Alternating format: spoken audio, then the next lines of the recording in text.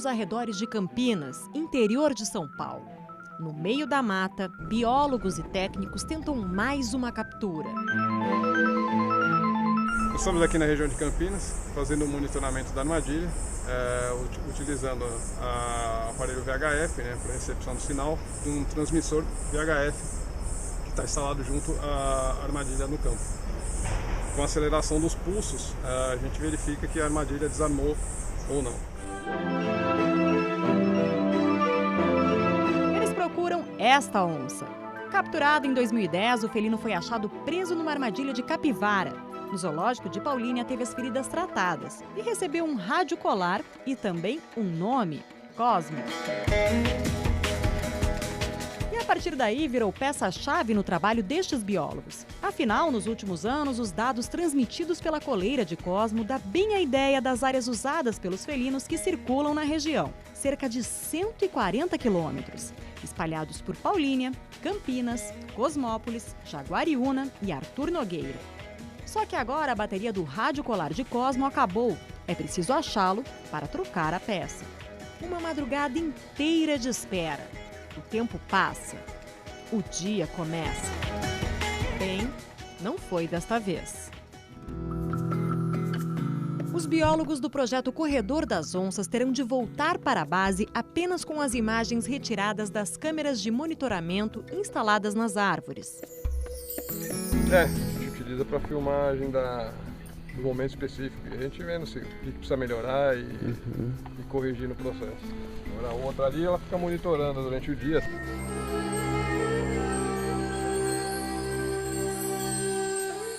Ter onças assim, tão perto, pode assustar. Então, obviamente, ninguém imaginaria que ainda existiria onças vivendo aqui numa região que é altamente urbanizada, e bastante ocupada do ponto de vista da indústria, de rodovias. Porém, a tentativa de captura de hoje não tem nada a ver com o medo, e sim com um programa de proteção criado para promover a reintegração entre os ambientes verdes e também monitorar e proteger as onças e outras espécies que habitam a região. A nossa ideia, monitorando esses animais, é saber as rotas por que elas passam, então se elas cruzam rodovias, em que ponto elas cruzam essas rodovias. Esse é um dos objetivos, que é evitar atropelamentos. Nos últimos 5 meses nós tivemos 7 atropelamentos de onças aqui na região, todas elas morreram.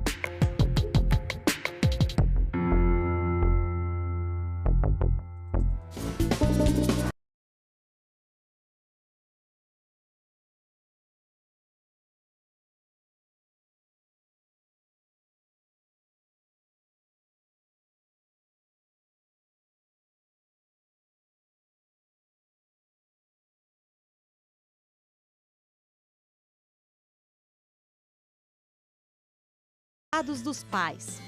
Muitos mortos em acidentes rodoviários, nos canaviais ou pelos próprios moradores da região.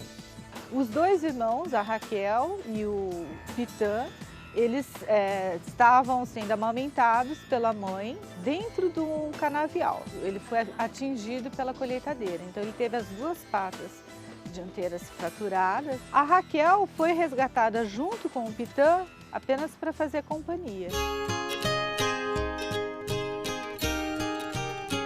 A história de Abayomi é parecida e ele também foi levado ao zoológico. Depois que ele se recuperou, nós reunimos a Raquel, que é a irmã dele, com o Abayomi e ele. Então esse processo lúdico de brincadeira, subir em árvore, um perseguir o outro, fez com que ele se recuperasse 100%. Então todos os 3 estão em condições de ser reintegrados à natureza. Mas ainda é preciso vencer um segundo desafio. A proximidade com os biólogos fez a Abayomi perder parte dos instintos de felino selvagem e, principalmente, o medo do homem. Olha ele aqui atrás de mim. Eu tô louca para brincar com ele, louca para fazer um carinho, não posso. Mesmo assim, a ferinha não entende. Diferente de Pitã e a desconfiada Raquel, se comporta como um animal doméstico. O Abayomi tem essa aproximação muito grande, com os seres humanos. O Pitã, ele chega perto, mas ele não gosta que você chegue perto dele. Exato. E a Raquel já tem esse instinto de se proteger e de ficar longe. Total. A Raquel não quer nenhum contato. Na verdade, o comportamento da Raquel é o comportamento que a gente espera de um felino selvagem. Hora de mudar de tática, transformar as ferinhas em onças selvagens. O ambiente com troncos e as brincadeiras de esconde e caça fazem parte da técnica de enriquecimento animal. E a gente tenta evitar o máximo de mexer com ele, mas a partir desta primeira fase aqui no zoológico, esses bichos vão estar passando por uma outra fase, onde eles vão ser soltos num espaço muito maior, no meio da natureza, sem contato realmente nenhum com o homem, né? Onde eles vão estar sendo oferecidos só presas vivas, para que eles possam realmente aprender a caçar, para que eles finalmente sejam depois soltos na natureza. Isso favorece a manutenção do instinto de caça nos animais, né? O tamanho do recinto também é importante, porque os animais podem fazer exercícios, um correr atrás do outro, subir em árvore, ou seja, atividades que eles fariam naturalmente na natureza. Então, essas duas condições são fundamentais para o sucesso da evolução desses animais na natureza. A gente procura não dar muita comida para eles não ficarem obesos, acima do peso, porque um predador, como uma onça, ele tem que estar com as suas condições físicas, assim, toda em cima, porque ele depende do seu próprio esforço de perseguir e caçar uma presa na natureza.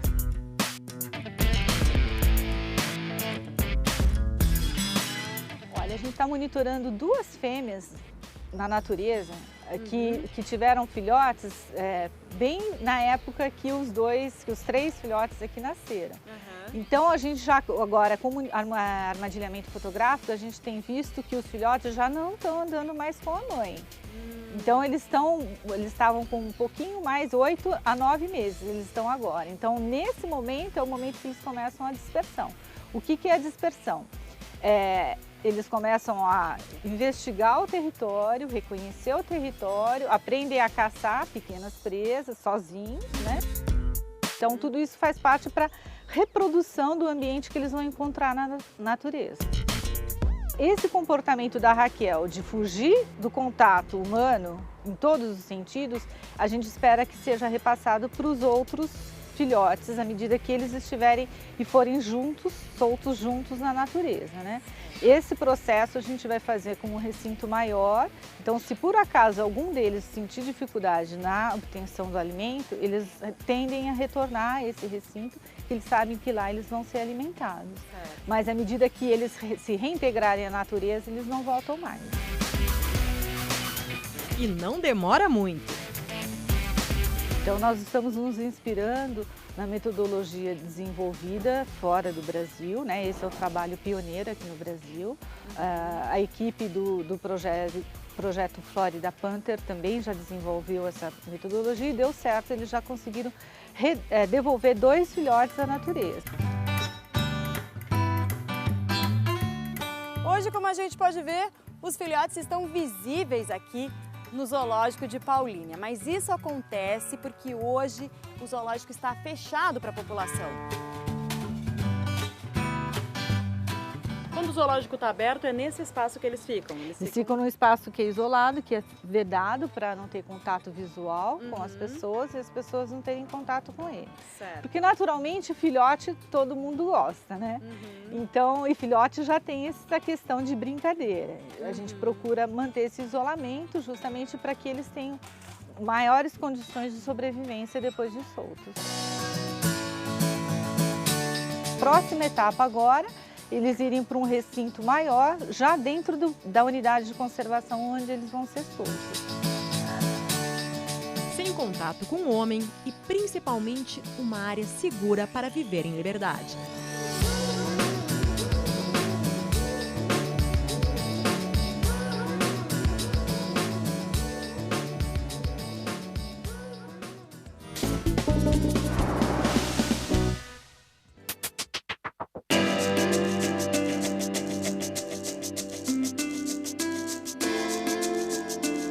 Então a presença da jaguatirica nessa área significa que essa área ainda tem um bom potencial para conservação.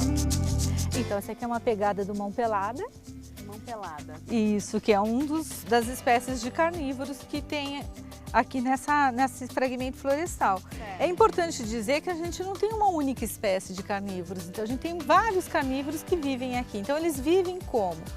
Sinal de que tem presa suficiente para manter toda essa diversidade de carnívoros aqui. Então, por isso a gente procura estudar os carnívoros, porque eles nos dão um indicador da qualidade ambiental da área. Sem dúvida. A gente está a quantos quilômetros de Paulínia, por exemplo, aqui? Em linha reta a gente está a menos de 10 quilômetros da cidade de Paulínia. Olha que maravilha. Tem mais algumas aqui perto? Não? Nós temos ali na frente uma pegada de jaguatirica e de tatu. Vamos lá, então. Em campo, a analista ambiental do ICMBio coordena o projeto Corredor das Onças, que tem como principal objetivo criar áreas de mata densa conectadas e permitir a livre circulação de felinos e outras espécies na região. Um desenho de habitat criado por este professor de ecologia da Unesp. Uma vez que a gente traçou o perfil das principais espécies, desde as que são predadores de topo, como os felinos, canídeos, até espécies de herbívoros de médio e grande porte, aves, a gente conhecendo essas espécies, a gente pode definir quais serão as possíveis estratégias para se definir os corredores ecológicos em cada região. Acho que os pontos positivos na região metropolitana de Campinas, que envolve todos os municípios, são um conjunto de fragmentos de mata, áreas de mata que foram preservadas e que têm tamanho suficiente para manter espécies com diferentes exigências. Só que se a gente não tiver a comunidade aliada no processo, ou os proprietários, os grandes empreendedores da usina da cana, da usina da silvicultura, o processo ele vai ser bonito no papel, mas não vai proteger a biodiversidade que a gente precisa tanto. Não muito longe dali, Roberto já faz a sua parte. Para quem trocou a cidade grande pelo sossego do campo, o projeto Corredor das Onças só agregou mais valor à filosofia de vida do hoje agricultor. Tem ar puro, animais soltos, né? Você acorda de outra maneira. Você dorme tranquilo, não tem barulho, buzina, congestionamento, essas coisas. É muito legal. Mas, Roberto, não era uma mata assim quando você chegou, né? Era menos do que isso. Você que deixou assim. Olha, a família, né? Quando a gente comprou, adquiriu, não tinha uma mata desse jeito. Era bem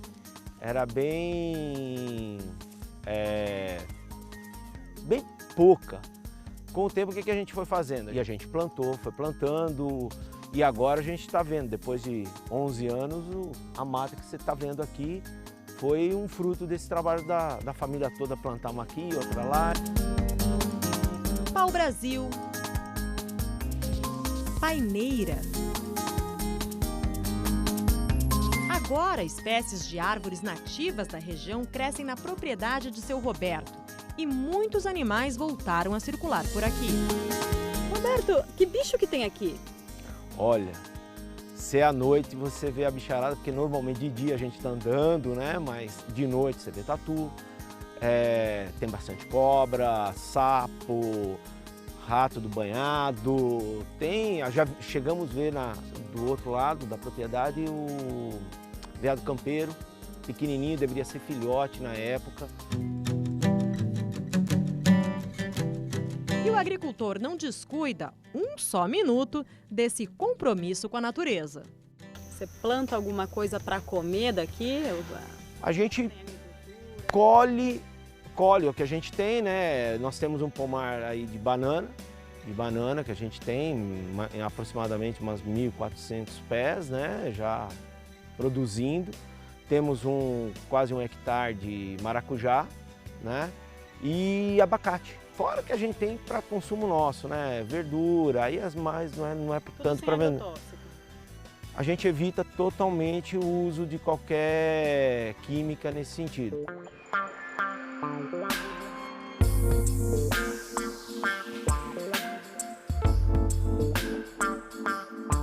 Glenn, outro proprietário de terras e criador de jacarés da região, também aposta no reflorestamento. Glenn, aqui começa a parte mais fechada de Mata Atlântica da sua propriedade, né? Correto, isso mesmo. Certo, vamos dar uma entrada para conhecer. Há quanto tempo que você tem essa área para ela ter ficado desse tamanho? Nós temos a propriedade há 19 anos. Agora a gente vai entrar na mata bem fechada, que é a mata que as onças precisam para sobreviver. Vamos lá, Glenn? Vamos lá. Qual é a proposta ambiental que vocês têm para fechar essa mata, para criar um espaço Tem duas hábil? formas. Ou nós só fechamos a área e as árvores vão vindo através da semente de aves e vento, elas vão crescendo e vão formando a mata novamente. Ou nós plantamos mudas. O que nós procuramos fazer é plantar em árvores que atendam a avifauna. Uma vez que você preserva e tem abrigo e alimento para eles, e nós estamos próximo do rio Pirapitingui, quer dizer, eles têm acesso à água. Então tudo isso facilita com que eles vão permanecendo na região. Assim como o Roberto, Glenn entende que sua propriedade está integrada a um complexo maior. Como nós temos vários fragmentos na região, o interessante é fazer o corredor. E um dos corredores é a própria mata ciliar do rio Pirapitingui, que faz uma conectividade com essas matas. E com isso, esses animais podem ser preservados. Olha, o Glenn tem sido um grande parceiro nosso, porque, na verdade, ele protege um fragmento de mata, né? Mata Atlântica, que hoje é o principal abrigo, como eu falei, esses fragmentos florestais, eles servem de refúgio para essa fauna que ainda vive aqui. A gente precisa estabelecer uma cultura de realmente respeitar e saber que, como nossos vizinhos, nós temos a fauna silvestre e o ambiente que ela protege, que ela abriga. Normalmente os fragmentos florestais que sobraram aqui na região são fragmentos que abrigam nascentes, né? Então, se eles abrigam nascentes, deles saem cursos d'água. Esse fragmento especificamente, ele tem um curso d'água que ele vai cair no Rio Jaguari, que é um rio federal. Então, os grandes cursos d'água, eles favorecem o fluxo da fauna. Então, o que acontece? A gente está aqui, o que a gente chama de matriz de cana, que é a cultura que domina na região, é a cana-de-açúcar. Nós temos mais de 40 mil hectares de cana plantados aqui. E os fragmentos, eles estão imersos nessas culturas de cana.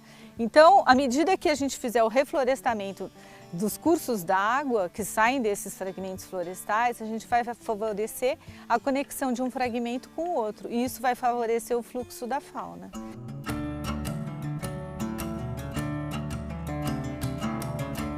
Na fazenda de Glenn ainda encontramos 20 espécies de aves e animais que foram resgatados ou achados feridos. Depois de tratados, todos serão devolvidos à natureza. É impressionante como os répteis assustam mais, né? Eu entrei lá na onça e não deu problema nenhum, mas eu olhei para ela aqui e eu falei, gente do céu! Atualmente, 12 propriedades da região de Campinas participam do projeto Corredor das Onças. O próximo passo é fazer um estudo nessas áreas e promover a adequação ambiental para inseri-los no PSA, Programa de Serviços Ambientais. Uma parte da propriedade dele será tirada da produção e dedicada à floresta, portanto, o valor da produção agrícola que ele poderia obter nessa área será perdido, então esse é o custo de oportunidade dado pela produção agrícola e mais o custo que ele tem em manter mesmo, proteger, fazer as atividades necessárias para manter a floresta. Então esse é o custo dele. Então o preço total é dado por esses dois custos, a área perdida e o custo de manutenção. É claro que quando se fala em pagamento de serviços ambientais, dependendo da condição, não dá para pagar tudo, isso vai variar muito. A prática não inviabiliza a entrada de outros parceiros, empresas preocupadas com a questão da sustentabilidade. Exatamente, a empresa ela é parte de um sistema, né? E se nós voltarmos para a ideia do tripé, né? o desenvolvimento ambiental, econômico e social, a empresa ela tem que ter ganhos, né? Recursos financeiros para poder, muitas vezes, financiar outros projetos. Mas esse lucro ele pode ser parte dele aplicado no desenvolvimento do setor ambiental. Neste caso, a parceria entre o governo local, órgãos federais, ONGs e principalmente os proprietários de terras da região vira uma via de mão dupla, com ganhos para todos, principalmente para a natureza. a proposta crucial desse projeto é conscientizar as pessoas de que o meio ambiente nos presta um serviço, né? Que é o serviço de melhoria da qualidade do ar que nós respiramos, melhoria da qualidade da água que nós bebemos, né? Ao mesmo tempo, controle de pragas, por exemplo. Esses fragmentos que sobrevivem nessas áreas, nesses fragmentos nós temos biodiversidade. Nós temos uma infinidade de, por exemplo, insetos que nunca foram catalogados e que esses insetos podem fazer o controle biológico de pragas de algumas culturas. Então é essa ideia que a gente quer mostrar para a sociedade. Precisamos de pessoas que estejam interessadas em preservar o meio ambiente e que possam estar nos ajudando a construir esse recinto.